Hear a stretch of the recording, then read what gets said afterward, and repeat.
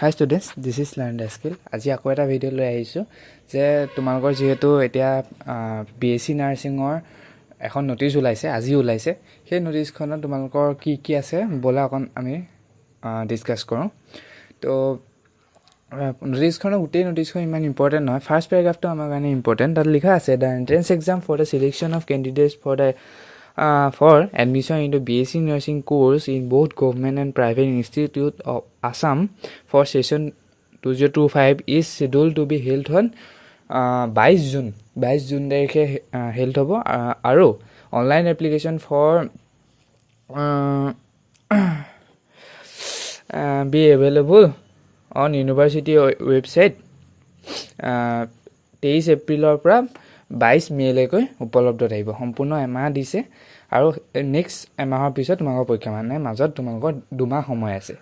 ঠিক আছে, আৰু বাকীখন শ্লাইডো মই তোমালোকক দেখাই দিছোঁ, ইমান ইম্পৰ্টেণ্ট নাই। এই ছেকেণ্ড শ্লাইডখন তোমালোকৰ ডিষ্ট্ৰিক্ট কেইখন দিয়া আছে, ক'ত ক'ত হেল্ড হ'ব।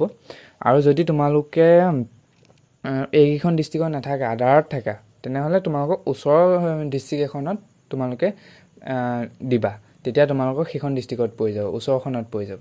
ফাৰ্ষ্ট প্ৰিফাৰেঞ্চে সদায় পৰে। তো ঠিক আছে, সেইটো হ'ল। থাৰ্ড পেজখনো ইমান একো নাই, এইখন লগাই দিছোঁ। তোমালোকে যদি পঢ়িব বিচাৰা প'ষ্ট কৰি পেলাই পঢ়ি ল'ব পাৰা। এতিয়া আহিছোঁ ইলিজিবিলিটি ক্ৰাইটেৰিয়ালৈ। ইলিজিবিলিটি ক্ৰাইটেৰিয়া তোমালোকৰ ইণ্ডিয়ান চিটিজেন হ'বই লাগিব, ইণ্ডিয়ান চিটিজেন সকলো হয়েইনো। এণ্ড তোমালোকে 12 পাছ কৰিব লাগিব with 50% aggregate marks in physics, chemistry and biology with English compulsory, যিটো সকলোৱে থাকেই ইংলিছ কম্পালচৰি। ঠিক আছে, এণ্ড 17 years মিনিমাম হ'ব লাগিব। ঠিক আছে, এইকেইটা তোমালোকৰ ইলিজিবিলিটি একদম বেছিক ইলিজিবিলিটি হয়। তোমালোকৰ এতিয়া আহিছোঁ ফিজ ষ্ট্ৰাকচাৰলৈ। ফিজ ষ্ট্ৰাকচাৰ বুলি ক'লে জেনেৰেলৰ কাৰণে 1500 এণ্ড আদাৰ যি আছে EWS, OBC, MOBC, ST, SC এটচেট্ৰাৰ কাৰণে 1200। ঠিক আছে, তো এইখনে আছিলে অভাৰঅল নটিচখন। আৰু তোমালোকে সুধিব পাৰা যে ইউনিভাৰ্চিটিটো কি হয়, মানে কাৰ আণ্ডাৰত এইখন এক্সামটো কণ্ডাক্ট হয়, মানে এইটো বহুতে নাজানে একচুৱেলি। তো এইটো Srimanta Sankardev university of health and science, SSUHS বুলি কোৱা যায়। তো তোমালোকে সেইটো ইউনিভাৰ্চিটিটো সকলোৱে চেক কৰি থাকিবা। আৰু তোমালোকৰ 23 তাৰিখৰ পৰা এপ্লিকেশ্যন ফৰ্মটো ওলাব। তো তোমালোকে সেইখন ফিল আপ কৰি ল'বা, 1 month সময় হ'ব। আৰু তোমালোকৰ 2 জুনৰ পৰা এডমিট কাৰ্ড উপলব্ধ হৈ যাব।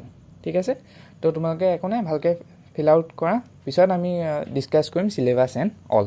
ঠিক আছে, তো আজিলৈ ভিডিঅ'টো ইমানেই আছিলে। Thank you so' much.